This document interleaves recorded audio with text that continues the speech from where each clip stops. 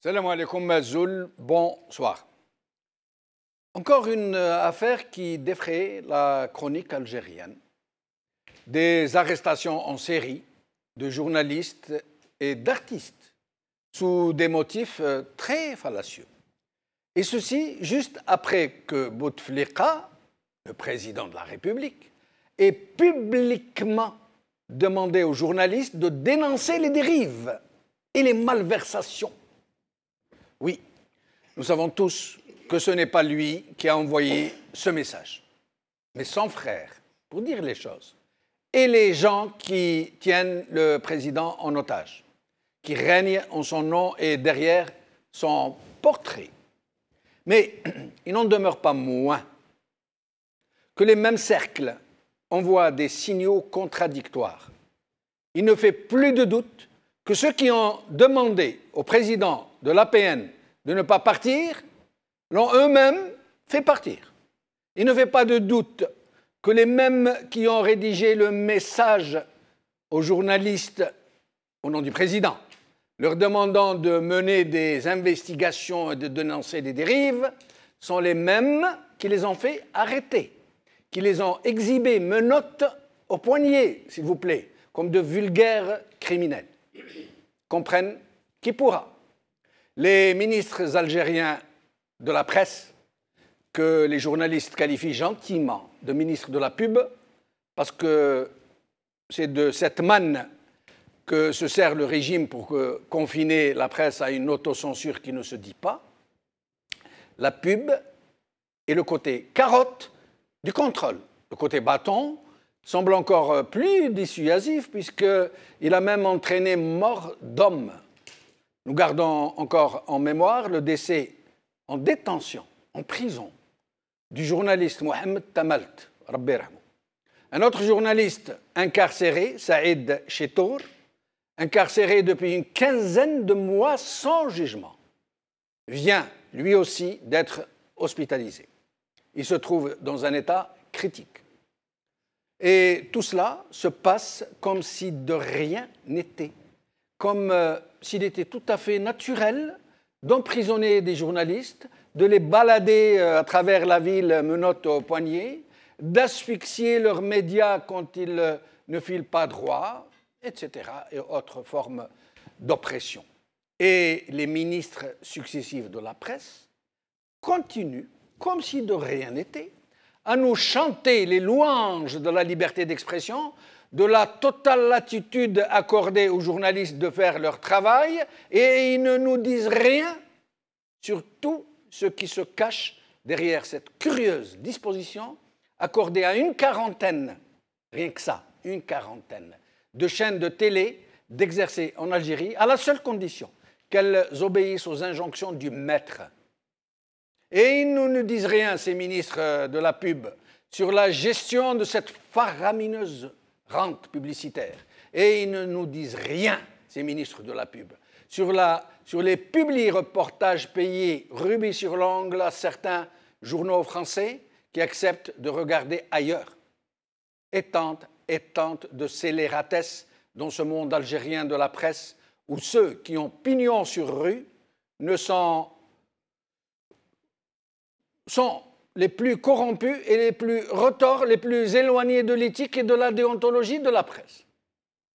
Aujourd'hui, RFI, Algérie, 3 journalistes en détention préventive par RFI. Lemondearabe.fr. Diffamation, chantage, journaliste arrêté, retour sur l'affaire qui secoue Alger par Mounira El Bouti. TSA.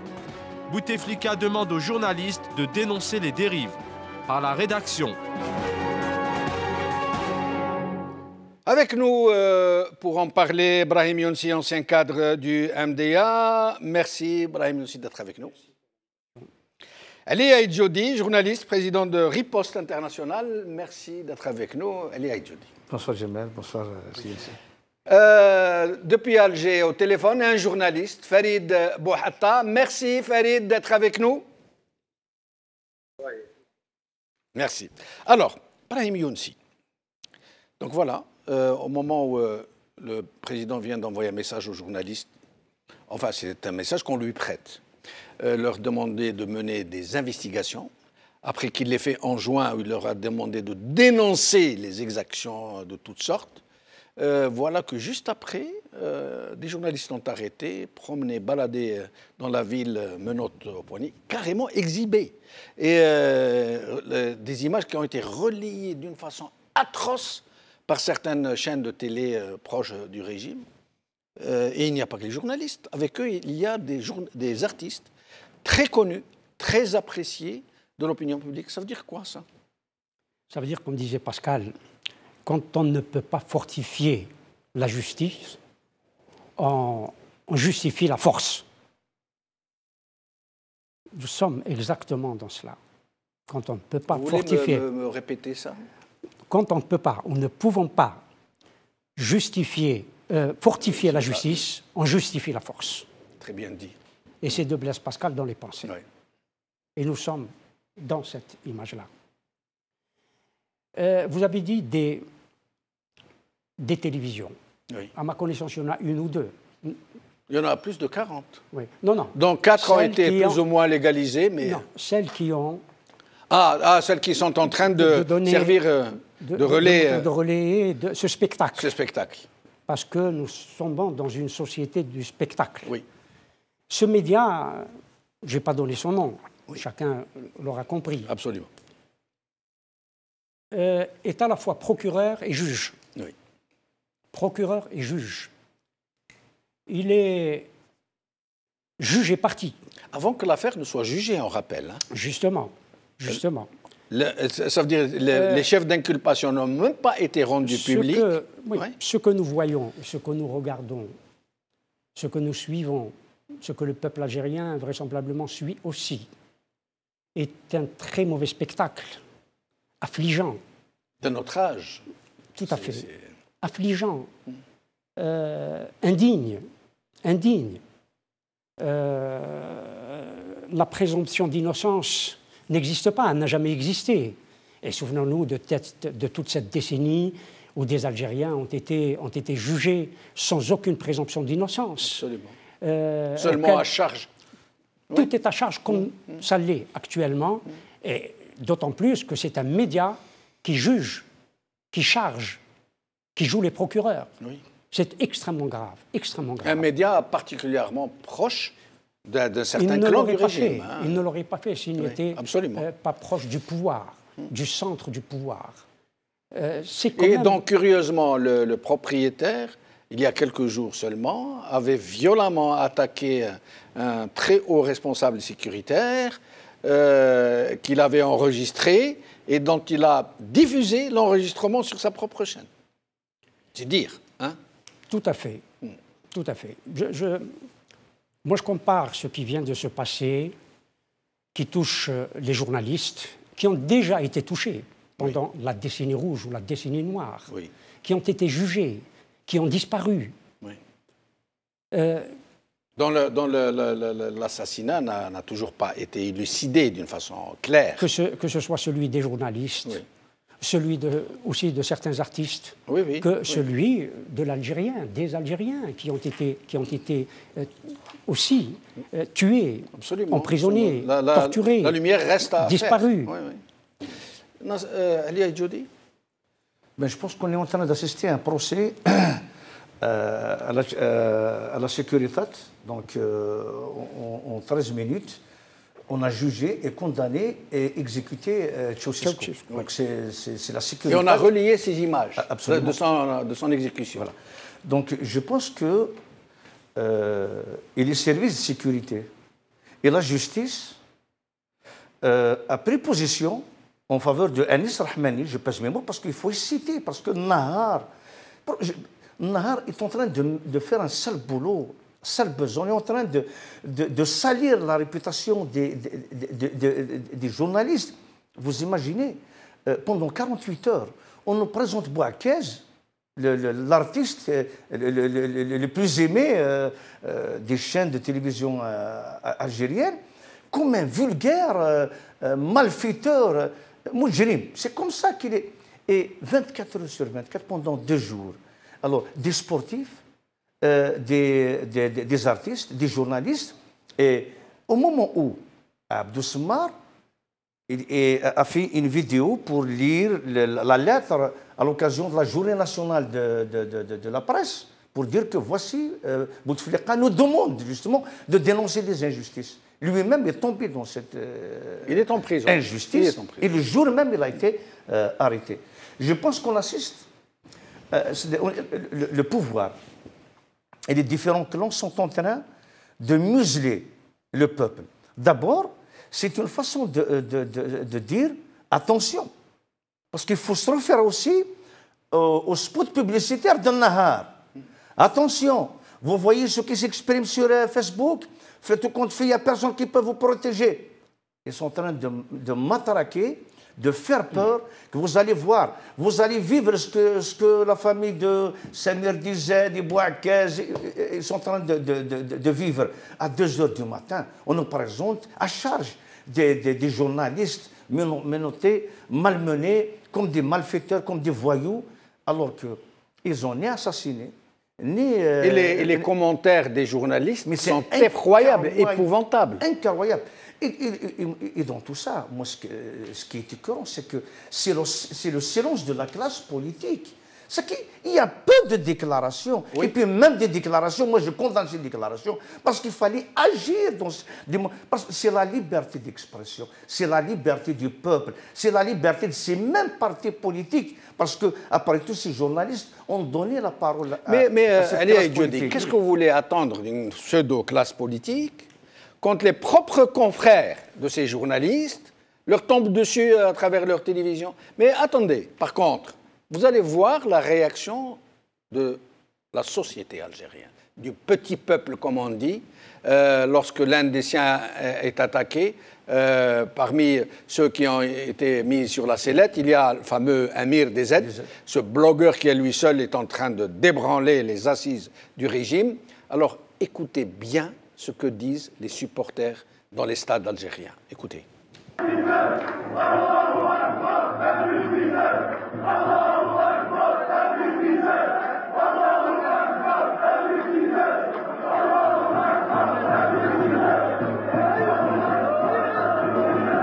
Et finalement, les effets du battage médiatique de cette télévision contre ces gens a obtenu l'effet contraire au sein de l'opinion publique. Pour la TV. Et puis le peuple était plus rapide, la population était plus rapide à réagir, mieux que la fameuse classe politique. Il faut qu'on sache que c'est à tour de rôle. On a commencé par les enseignants, par les retraités, et là, on est en train de museler les militants, les journalistes militants, parce que c'est... Pourquoi? Parce qu'ils veulent faire peur aux gens, absolument. Les confiner au silence. Vous savez, je pense qu'on a discuté déjà sur le même plateau sur une loi qui a été votée par l'Assemblée nationale d'incriminer toute personne qui accuse et qui critique le président de la République. Non seulement vous critiquez, c'est-à-dire vous formulez votre critique, mais vous likez le fait de mettre j'aime, vous êtes déjà accusé. Là, je pense le mettre j'aime sur les pages Facebook. Sur la page Facebook. Si vous aimez le commentaire. Le commentaire, vous êtes accusé au même titre que c'est incroyable. Mais bien sûr, donc là, on est arrivé, c'est-à-dire là, c'est ces lois qui, vous savez, un pays où c'est la débandade, d'abord la vacation des pouvoirs, un coup d'État à l'intérieur de l'Assemblée nationale. Alors, une constitution qui n'approuve ni la démission, on n'a même pas prévu la démission du président de l'Assemblée nationale. Uniquement le décès, en cas de décès, il faut y lire. Décès, maladie, sinon on n'a pas de... Mais alors, incompatibilité. Un coup d'État à ciel ouvert. Alors, il n'y a aucune réaction. Même les députés de l'opposition, ou ce qu'on appelle opposition, ils sont contentés de petites déclarations ou boycott. Mais le FFS annonce qu'il se retire, je crois. Oui, il se retire. Mais il faut qu'il le prouve, parce que là, il jette ses activités. Se retirer, c'est une autre étape. J'aimerais bien, ça sera un souhait, une gifle. Si tous les partis dits de l'opposition se retirer de l'APN, même s'ils ne représentent même pas une minorité de blocage. Ça serait vraiment un précédent. Ce qui est souhaitable, c'est qu'au moins les partis qui se disent démocrates, ou au moins d'opposition, qui s'alignent avec le peuple. On ne demande pas trop. Avec ceux qui sont censés l'avoir élu. Pour l'histoire, parce qu'il ne suffit pas de condamner ou de rédiger une déclaration, c'est le strict minimum, c'est le service minimum, c'est insuffisant. Je me souviens, moi, du député de François Bayrou qui a fait une grève de faim, qu'il a perdu la moitié de son poids jusqu'à ce qu'il... Il ne faut pas trop demander. En matière de bouffe, façon de dire que des fois, il y a des actions qui ne nécessitent pas une grande mobilisation, mais pour sauver l'honneur de cette opposition, l'honneur de la classe politique. Une chose est certaine, c'est que en absence des réactions des partis politiques, tout le temps, ce sera à notre tour de charger ces partis politiques, parce qu'ils sont acteurs, ils sont les représentants de cette société civile. Il n'y a pas de démocratie. Les instruments de cette démocratie, c'est les partis politiques. Mais si ces partis politiques sont déjà muselés, alors qu'est-ce qu'on dira du petit peuple? Et nous allons demander à Farid Bouhatta. Farid Bouhatta, alors, quel est l'avis de la corporation en Algérie, des confrères, des consoeurs, sur ce qui se passe en ce moment, sur ces graves atteintes à la liberté d'expression et à la liberté tout simplement des gens qui ont été purement et simplement incarcérés, mis en prison dans des conditions humiliantes, j'allais dire. Oui, Azoul Lawen, bonsoir, alaikum.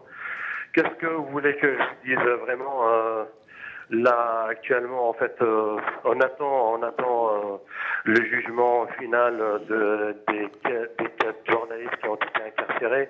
Malheureusement, on déplore cet état des faits. Et je vous cache rien, en fait, vous êtes tous au courant du déroulement justement de leur affaire. Je suis vraiment tout à fait d'accord avec mon confrère Ali et Judy, justement, que les services l'enfant, enfin, on ne sait pas exactement qui est derrière, mais grosso modo, on sait que les services de sécurité qui ont pris une position en faveur de Hanif.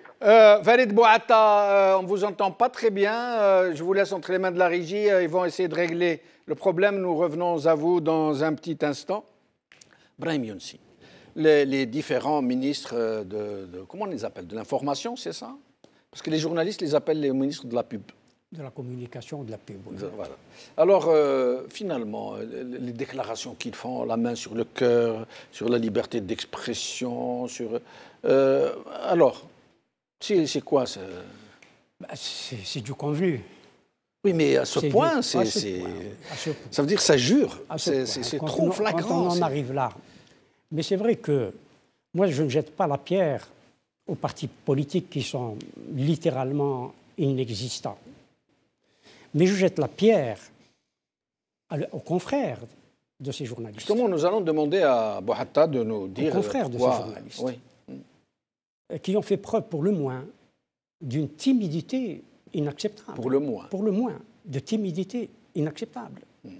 À de rares exceptions, comme toujours, à de rares exceptions, ils n'ont exprimé aucune solidarité. Oui. Aucune solidarité avec... Si, à titre individuel, certains se sont exprimés à travers les réseaux sociaux. C'est la raison pour laquelle je dis à quelques exceptions. Mais certains journaux ont quand même rédigé quelques articles assez tièdes. Pas les organes. Pas les organes de presse, y compris le syndicat des journalistes, a dit qu'il suivait simplement, qu'il était attentif. Mais ce n'est pas ce qu'on lui demande. Monsieur. Ce n'est pas ce qu'on lui demande. On lui demande d'exprimer une réelle solidarité avec les journalistes. En tout cas, demander que la présomption d'innocence soit appliquée. Que ces journalistes et les artistes ne méritent pas, pour les faits qui leur sont reprochés, alors que les preuves ne sont pas apportées, de ne pas être emprisonnés, pas même en préventif. Mais pourquoi justement? Qu'on leur enlève leur passeport et qu'on les laisse... Ça serait compris.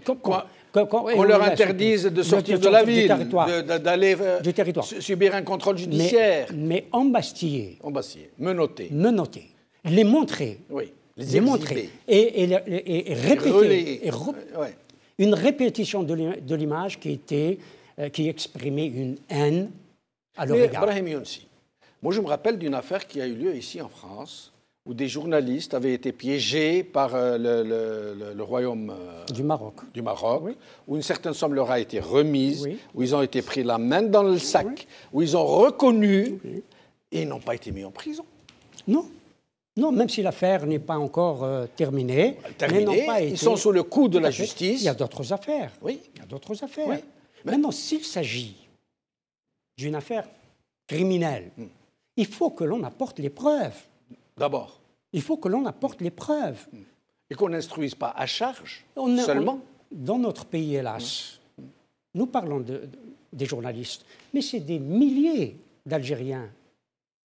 Oui, mais comme on parle aujourd'hui... Oui, mais justement, il faut... Pour ce qui est de la justice, notre religion est faite. Nous savons... Mais, par exemple, quand vous prenez l'affaire Abdou Sammar, son avocat a déclaré hier qu'il a consulté enfin le dossier, qu'il a pu consulter parce qu'il n'était pas présent lors de son arrestation, lors de son audition, lors de son embarquement, lors de son incarcération. Mais quand enfin on a bien voulu lui communiquer le dossier, il a dit il est vide, il n'y a rien. J'ai lu. Est-ce qu'on peut mettre quelqu'un en prison, en mandat de dépôt, alors qu'il n'y a rien dans le dossier? Non, mais c'est une vengeance. On se venge de lui comme on se venge des autres. Parce qu'ils ont pris le mauvais parti. Parce que ce sont des gens comme Abdou Sammar, qui, moi je l'ai rencontré chez vous ici, oui. je ne le connaissais pas. Simplement, j'estime que ce journaliste a fait jusqu'à maintenant, très correctement, très consciencieusement, très objectivement, son travail. Oui. Quoi qu'on puisse lui reprocher, absolument, comme orientation qu'il donne. C'est pas quelles que soient ses sources. Nous, l'essentiel est dans l'information qu'il donne. Qu'il apporte. Ouais. Même si elle est orientée, c'est pas notre... En tout cas, moi je lui rends hommage, ne serait-ce que pour une seule chose. Lorsque j'ai déposé plainte auprès de la Cour pénale internationale, c'est un des rares journalistes qui a pris contact avec moi. Comme quoi? C'est un des rares. Et nous allons demander à Farid Bouhatta, j'espère que le problème a été réglé. Farid Bouhatta, vous êtes avec nous? Oui. Très bien. Je pense que le problème a été résolu, oui. En effet. Alors, Farid Bouhatta, Brahim Younsi se questionnait sur, j'allais dire, la passivité, pour le moins, a-t-il dit, de la presse. Pourquoi cette absence de réaction, d'engagement sur le terrain pour soutenir les confrères? Malheureusement, ouais, vraiment, c'est un fait réel qui existe. Malheureusement, j'ai toujours justement souligné en fait cet état des faits. On a vu quand le journaliste fixeur Saïd Chitour, qui est lors de son incarcération, il y a il y a même pas en fait une initiative justement pour porter en fait solidarité à lui. Malheureusement, c'est en fait c'est un si vous voulez en fait c'est là en fait je m'excuse en fait, je perds mes mots en fait pour vous dire à quel point on est arrivé, à quel point nous sommes justement intimidés.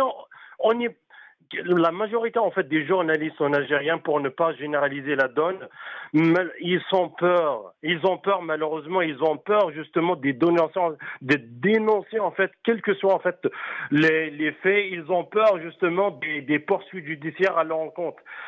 Parce que, tout simplement, voilà, c'est le travail des services de sécurité. Ils suivent, en fait, chaque jour, pour vous dire, en Algérie, en fait, exercer en fait le métier de journaliste vraiment est très dur. Non seulement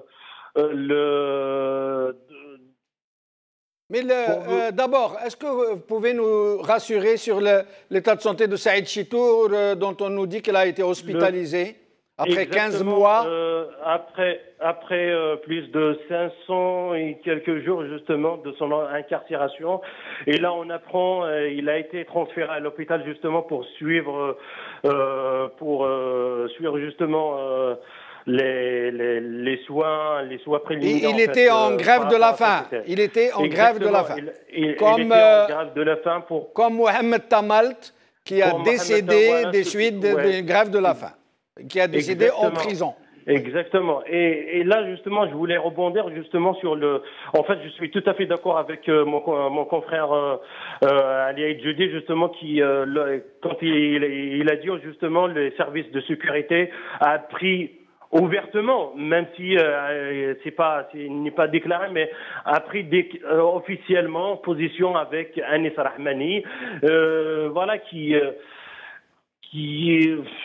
cherchent justement des embrouilles à l'encontre de leurs confrères algériens, journalistes, et c'est vraiment gravissime, gravissime. La presse algérienne... Mais Farid Bouhata, oui. Pourquoi? Moi, je pose la question parce que je suis journaliste aussi, je considère que je suis concerné et que je peux me permettre de parler librement de confrère à confrère.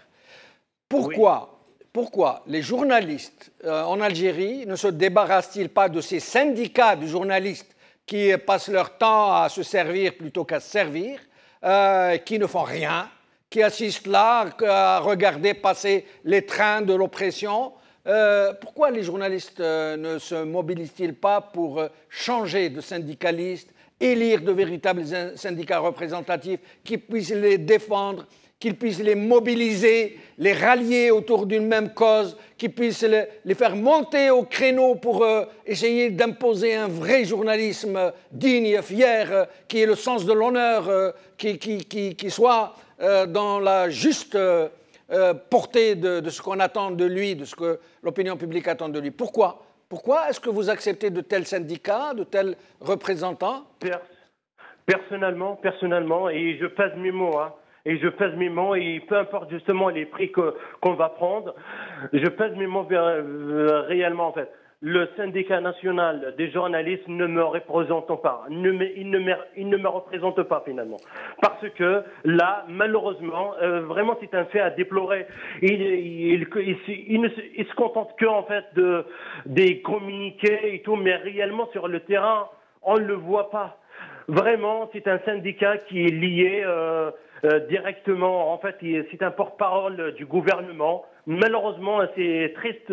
C'est triste justement de le dire ainsi, mais c'est un fait.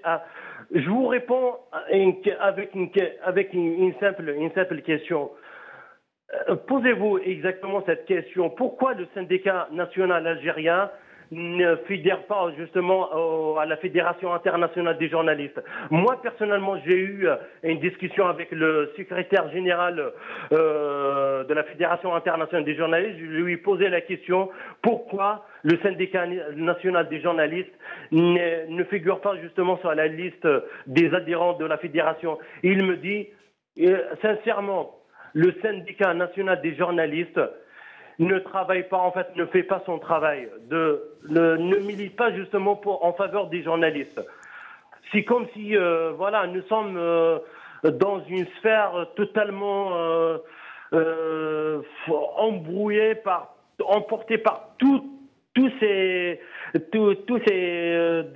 des organisateurs, enfin, et restez avec nous, Farid Bouhata, je reviens à vous dans un moment. Ali Aïdjoudi. Finalement, le syndicat des journalistes, c'est un peu comme le reste, quoi, comme toutes les institutions. C'est le GTA, il faut pas. C'est le GTA, c'est la PN, c'est des organes qui sont là pour noyer le poisson. Absolument, c'est des gens qui servent plus le pouvoir que les journalistes. Autrement, un pays où il y a eu plus d'une centaine de journalistes assassinés, on se retrouve dans une situation les plus catastrophiques. On a touché le fond. C'est inadmissible en 2018, après 250 000 morts, après 18 000 disparus, plus d'une centaine de... Alors, on se retrouve dans cette situation. Même les pays les moins développés, à l'époque, on parlait de l'Éthiopie comme des anecdotes. On racontait comme des anecdotes sur certains pays d'Afrique. Aujourd'hui, donc, y compris au Zimbabwe, ils ont pris des cartes en disant « nous ne sommes pas le peuple algérien ». C'est vrai cette histoire, j'ai entendu parler de ça. Absolument. Ici, nous ne sommes pas en Algérie. Ici, nous ne sommes pas en Algérie. En Éthiopie, aujourd'hui, il y a une femme qui accède démocratiquement à la présidence de la République. Première fois. Hein? À l'époque, on rigolait sur la Tunisie parce que Bourguiba, à la limite, Bourguiba, il était honnête. Et il a été élu définitivement à vie président. Comme ça ne sert à rien de convoquer le corps électoral. Faire perdre de l'argent aux gens. Voilà, élu définitivement. Donc, à l'époque, on se disait, les Tunisiens. Aujourd'hui, la Tunisie est à l'avant-garde de cette démocratie. Je condamne à l'occasion l'attentat criminel dont le peuple tunisien est victime. Eh bien, aujourd'hui, la Tunisie est à l'avant-garde. Aujourd'hui, des fois, je dénonce même le silence de cette presse. Djemel, nous avons rendu public une déclaration qui est sur le matin, sur ADN News, sur le Khabar, dont on dénonçait les arrestations. Même la publication de cette déclaration de riposte internationale, il y a eu un seul journal, c'est El Khabar, qui a rapporté cette déclaration. Même le SMIC, le strict minimum, n'a pas été assuré par ces directeurs de presse, d'organes de presse, qui sont bavards sur les réseaux sociaux. Ils se la ferment sur les colonnes de leurs journaux. Ils sont en train de se foutre de nos gueules. Ils nous prennent pour des cons sur les colonnes de leurs organes de presse. Ils se la ferment, et sur Facebook, ils deviennent des héros. Mais allez, moi j'ai parlé à un directeur de journal parmi les plus grands du pays, je ne le citerai pas, bien sûr, francophone. Ouais. Je l'ai invité, c'est quelqu'un que je connais bien, je l'ai invité à venir nous rejoindre dans un top 3. Il m'a dit, écoute Djemel, moi je t'aime bien, je suis tes émissions tous les jours, mais si je viens à Al-Magharibiya, tu m'excuses mon ami, mais je vais perdre le peu de publicité qu'on me donne encore. Donc c'est clair. Et nous allons justement recevoir... Juste s'il te plaît, avant de recevoir une autre personne, je voulais dire quelque chose. Si cette justice est autonome, ben, Anis Rahmani a cité des noms. Il a dit qu'on a assassiné la femme de Adami. Et pourquoi la justice ferme sa gueule? Alors la justice, c'est à deux vitesses. Quand c'est Abdou Smaar et Chetour, il faut les jeter comme des moins que rien dans des prisons. Et quand c'est quelqu'un qui est en train d'instrumentaliser cette justice, il annonce, il dit... Il a donné les noms et tout. Des noms, on a assassiné la femme de Adami. Et la justice, elle reste muette. On se pose la question. Alors, Ammar Felchri, qui est journaliste à Alger, merci de nous avoir rejoints. Ammar. Bonjour, bonjour à nos collègues sur le plateau. Bonjour. Alors, Ammar, votre avis, avant que je vous pose une question précise, votre avis sur cette autre chasse des sorcières, chasse aux sorcières, les journalistes, les artistes, qu'on incarcère sans dossier sérieux, sans tenir compte de la présomption d'innocence, seulement à charge, et qu'on menotte et qu'on promène dans la ville, qu'on expose, qu'on exhibe dans les journaux télévisés en non-stop. Qu'est-ce que vous en pensez? C'est vrai. Moi, j'ai posé la question autrement. Pourquoi cette affaire d'incarcération du journaliste intervient en ce moment précis? Et en l'absence même, je crois même des avocats qui sont constitués par rapport à cette affaire des journalistes entre guillemets incarcérés. Il n'y a pas d'éléments d'information pour que on se prononce. Je crois il y a 3 jours de ça, au lendemain de l'incarcération de nos confrères, le syndicat national des journalistes avait rendu public une déclaration où il a un peu dit qu'en quoi cette affaire probablement n'a aucune relation avec les équipes de la presse. Mais maintenant, on comprend qu'en quoi il y a des journalistes. Moi, je suppose que, c'est-à-dire probablement comme l'affaire de Smaar, probablement il serait incarcéré par ses écrits. Mais il faut retenir une chose, c'est qu'en Algérie, il y a un vide juridique. La presse, les journalistes, ils cavalent seuls, quoique la presse a payé un lourd tribut durant des années, il y avait une centaine de journalistes qui ont été assassinés. En l'absence d'un syndicat, les journalistes, c'est-à-dire le combat des journalistes, on avait même des mouvements de solidarité, c'est-à-dire essentiellement justement sur les réseaux sociaux. Peu d'actions de solidarité, peu d'actions émanant de journalistes sur le terrain, même pour revendiquer les droits sociaux, journalistes rarement des actions. Mais pourquoi la corporation, nos confrères et nos consoeurs, ne parlons pas des patrons de presse, ils ont des entreprises à faire tourner, ils sont rentrés dans une logique du bâton et de la carotte, mais nos confrères et nos consoeurs, pourquoi ne se solidarisent-ils pas avec nos confrères qui ont été incarcérés? Pourquoi ne sortent-ils pas dans la rue? Pourquoi ne se rassemblent-ils pas? Pourquoi ne dénoncent-ils pas? Qu'est-ce qui se passe? Quelle est cette attitude? Vous savez une chose, la corporation journalistique en Algérie, c'est comme au niveau du pouvoir. Il y a le pouvoir et il y a l'opposition. Même les journalistes, c'est-à-dire, c'est peu, c'est-à-dire, il n'y a pas d'assez d'entente entre les journalistes. Il y a les journalistes qui défendent le pouvoir, il y a les journalistes militants, c'est-à-dire, c'est ça. Moi, je me souviens, par exemple, en 2013, dans la région où je suis, nous avons organisé, à l'occasion de la journée mondiale de la liberté d'expression, une marche de protestation où nous avons pu rassembler les correspondants de la presse pour dénoncer, c'est-à-dire le quotidien, la dure réalité du correspondant au niveau local.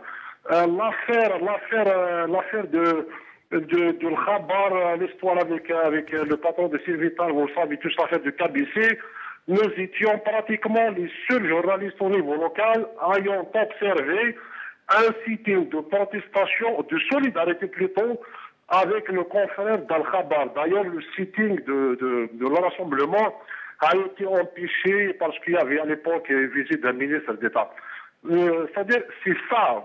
Ce qui est étonnant, c'est que nous sommes réduits, nous sommes devenus des acteurs, c'est-à-dire la solidarité est réduite sur les réseaux sociaux. C'est pas normal. C'est pas normal. Il faut qu'il y ait une entente entre les journalistes. Voilà. Restez avec nous, Ammar Vedjri.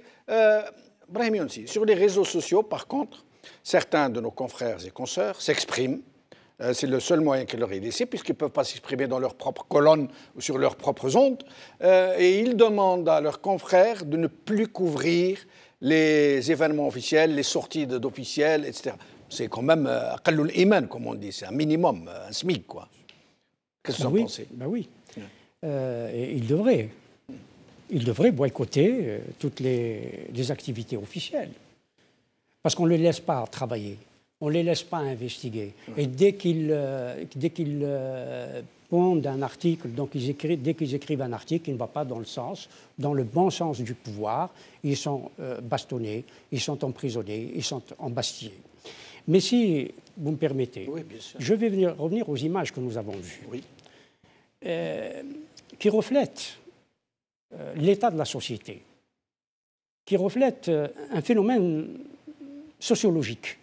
Ces jeunes qui, dans les stades, crient, oui, je ne sais plus, Allahu Akbar, MRDZ. Voilà. Parce que ces jeunes s'identifient à MRDZ. Et ils ne le connaissaient pas. C'est finalement la chaîne Nahar qui l'a fait connaître, qui lui a fait de la pub. Non, beaucoup. Parce que comme ils sont contre tout ce qui vient du régime... Ça a amplifié vraisemblablement la chose. Mais il faut dire aussi, je vous laisse finir, il faut dire aussi que quand il publie quelque chose sur ses pages Facebook, il a, dans la minute qui suit, il a 20 000, 30 000. Oui, non, mais il a plus de 2 millions d'abonnés. Plus de 2 millions d'abonnés. C'est dire que ce n'est pas seulement les gens du pouvoir qui le suivent. Absolument. C'est-à-dire que c'est une partie du peuple algérien qui le suit. Oui. C'est une partie du peuple algérien, il faut le dire. Et dans Ils se reconnaissent en lui. Qui s'identifient. Il y a une identification. Ils ne s'identifient pas à nous. Oui. Qui sommes là avec la cravate, parler français, parler français, d'essayer de bien parler, de faire des analyses, etc. Bon, mais ils s'identifient à lui. Ils s'identifient à lui. Pourquoi? Parce qu'ils s'attaquent au fond du problème. Même si je ne suis pas d'accord. Il y a Double Canon qui nous a rejoint. Double Canon, l'autre fille. Pareil, Anestina et tous ces jeunes qui sont en train de se battre. Sincèrement, je ne visite pas. Je ne visite pas la page d'Amir Dizad, ni de Double Canon, ni Double Canon qui a 6 millions d'abonnés. Oui, mais je ne visite pas sincèrement. C'est incroyable. Je ne visite pas sincèrement sa page. J'ai tort peut-être. Oui. Je ne visite pas la page d'Amir Dizad. Oui. J'ai tort certainement. Oui. Bon, cependant, j'entends beaucoup de choses s'écrivent sur eux, etc., que je lis. J'essaye aussi d'analyser tout cela. Pourquoi des jeunes comme ça, un artiste comme Double Canon, il est rappeur, et un garçon qui vient du bas, comme Amir Dizad, perturbe le système. Alors que des partis politiques qui élaborent des théories, qui présentent entre guillemets des programmes, qui ont des députés à l'Assemblée nationale et des sénateurs, qui ont des structures, etc., des moyens, ils sont financés, etc., ne sont pas soutenus. C'est vrai. Ils ne sont pas soutenus. Ils ne rassemblent pas, et je suis désolé de le dire, on l'a vu dernièrement, à travers toutes les manifestations qui se font. Il y a très peu de mobilisation. Les gens ne suivent pas. Je reprends Hussein Ait Ahmed. C'est-à-dire qu'il y a un problème avec le politique. Oui. Il y a un problème avec le politique. Et finalement, Brahim Younsi, vous me faites penser à quelque chose, je m'excuse de vous interrompre. Finalement, on a beau dire sur la passivité du peuple, sur son absence. Je n'ai jamais parlé de passivité du peuple. Je vous ai toujours repris là-dessus. Non, c'est pas de vous. Mais c'est vrai que vous m'avez toujours dit qu'il ne faut pas désespérer du génie des peuples. Mais maintenant que j'y pense, c'est vrai que ces jeunes rappeurs, ces jeunes blogueurs qui sont contre le régime ont des millions d'abonnés, sont aimés, sont estimés, alors que le contraire, vous venez à l'instant de m'y faire penser.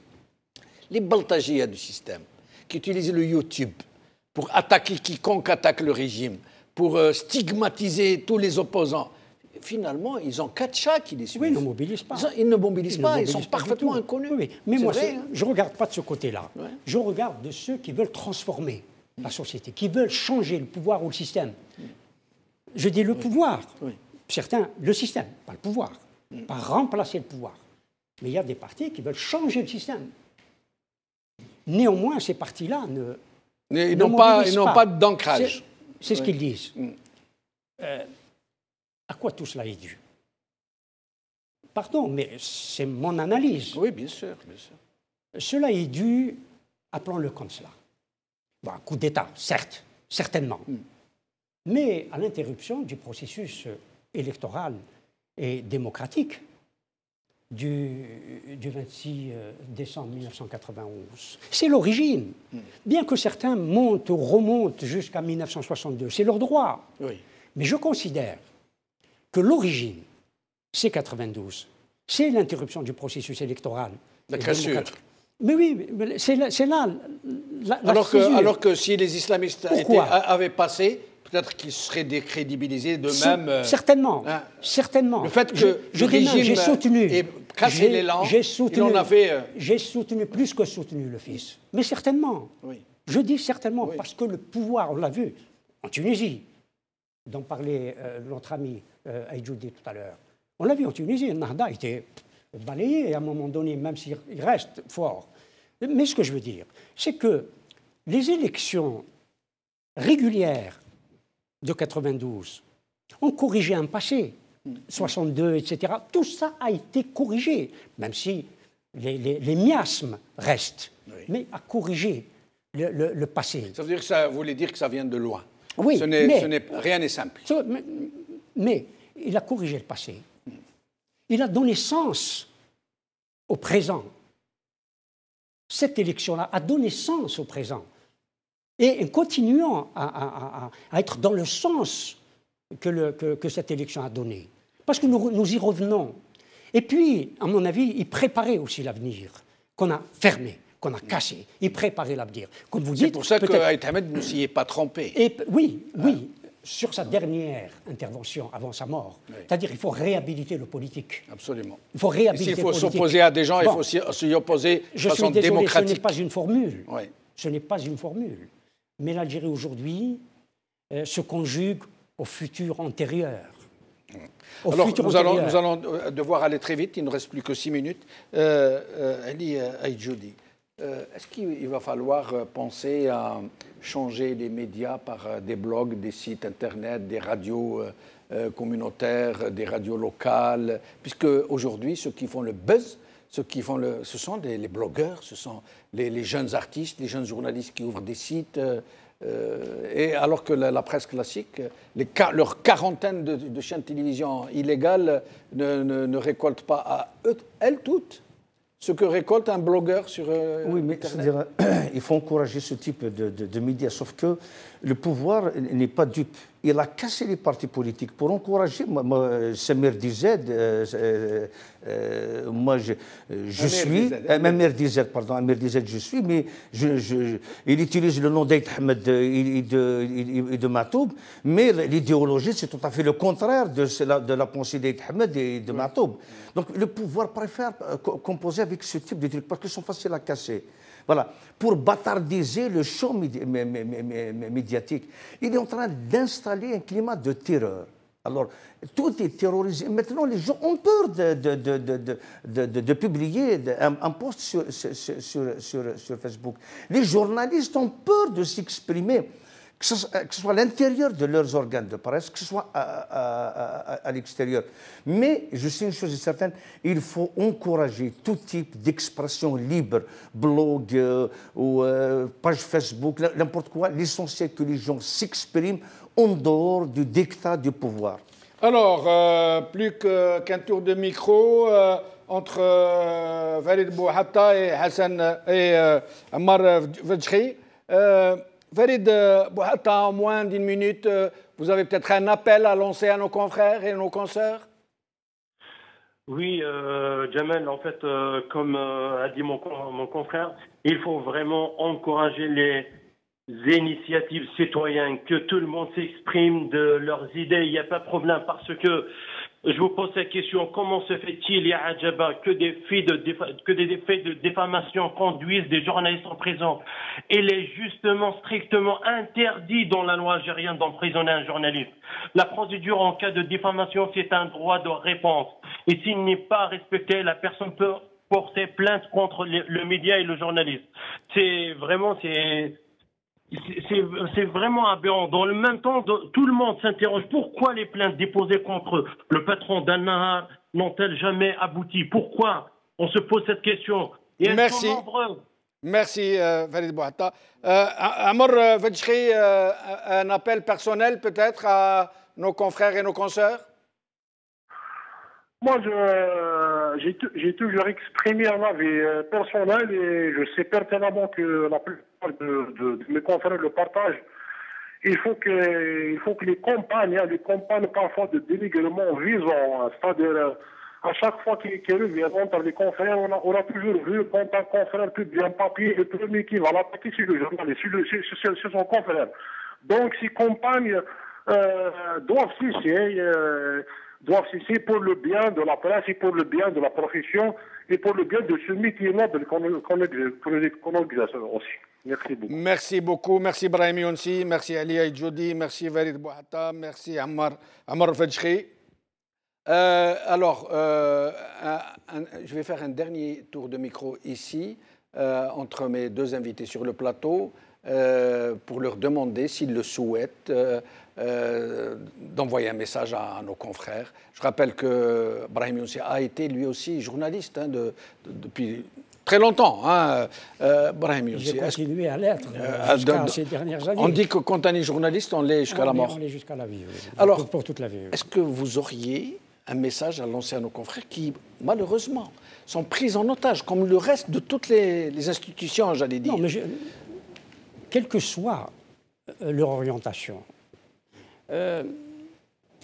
je le reproche aussi, je commence par les reproches et après, je le reproche de ne savoir pas, déjà il y a longtemps, parce que la presse, ce n'est pas aujourd'hui qu'elle est matraquée. Ce n'est pas d'aujourd'hui. Elle a toujours été matraquée, mais singulièrement à partir de 1992, où des journaux ont été dissous. Oui. Des journaux ont été dissous parce qu'ils exprimaient une autre orientation de la société. C'est inacceptable quand on n'utilise que des idées. Et d'autres journaux ont été embrigadés. Oui, mais bien sûr. Mais évidemment, que ceux qui sont embrigadés n'ont qu'à se défendre. Mais que la presse ne s'offusque pas, ne se scandalise pas quand on dissout injustement des journaux parce qu'ils expriment une autre opinion. C'est extrêmement grave. Alors que nous avons besoin, aujourd'hui et demain, d'un débat d'idées. Parce qu'il faut revenir toujours aux idées. Parce que derrière tout ce qui se passe, il y a des idées. Une minute. Oui, pour le mot de la fin. Pour ma part, donc, toute ma sympathie, ma solidarité avec la corporation et avec la famille de Chitour qui est gravement malade. Moi, je lance un appel de se rapprocher. Il y a un observatoire nord-africain des libertés de la presse qui vient d'être installé et qui est présidé par un Algérien, Mziane Abben, donc de se rapprocher pour qu'il soit quand même le porte-parole de ces journalistes muselés à l'intérieur du pays. Et je pense qu'ici, on a une petite marge de manœuvre. On peut s'exprimer librement, sans crainte. Donc, au moins, nous serons le prolongement de cette corporation ici en France. Et je te remercie, Djamel, pour l'invitation. Pour ma part, comme je suis journaliste aussi, je me permets de donner mon avis personnel, d'appeler tous mes confrères, toutes mes consoeurs à se solidariser en faveur non seulement de nos confrères et de nos consoeurs, en faveur de tous ceux qui sont emprisonnés injustement, mais faisons en sorte, pour commencer à nous organiser dans notre corporation, à nous faire représenter dignement par des gens réellement engagés, réellement intègres et qui sont décidés à défendre la corporation, quel que soit ce qu'ils peuvent encourir de risques. Oui, bien sûr.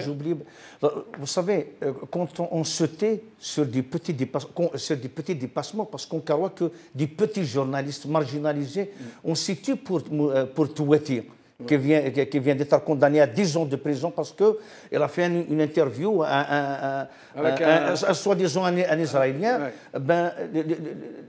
Il n'y a pas eu beaucoup de solidarité avec lui. Absolument. Donc, ce qu'on vit aujourd'hui, parce que je tiens à réitérer que Abdesmal, ce n'est pas un opposant. J'étais sur lui sur un plateau de télévision de France 24. Il ne revendiquait pas la liberté de la presse, il revendiquait une carte de journaliste, tout simplement, d'être agréé, accepté. Rien n'empêche, ils sont en train de lui faire subir toutes les misères. Donc, ma solidarité avec tous les journalistes sans exception. C'est très important. On doit solidariser avec tous les journalistes. Il reste justiciable comme tous les citoyens, mais dans un cadre légal. Absolument. Pas d'oppression et pas d'abus de... Si Aïdjoudi a tout à fait raison de soulever le cas de Touati. Oui, bien sûr. Parce que ce qu'on lui reproche, d'autres ont fait beaucoup plus... Pire, si j'ose dire, oui. Pire, dans le même pays. Dans le même pays. Avec le même pays. Le journal Watan a fait une interview pendant 2 jours au chef du gouvernement israélien. Bouteflika a serré la main à Ehud Barak. Il n'a pas été condamné, il est toujours président. Marzouk Touati, on le condamne. Il y a des journalistes qui se sont rendus en délégation. Absolument. Il y a une ancienne ministre, je ne vais pas donner son nom, qui s'est exprimée à partir de Jérusalem, etc. Bon. Je pense que c'est un mauvais procès qu'on lui fait. C'est d'autres, à mon avis, d'autres considérations pour lesquelles... Et merci. De Mohamed Temelt. On est en train de le payer aujourd'hui. Absolument. Merci à vous, chers amis, d'avoir suivi cette émission. Bqaw ala khair. Bislama.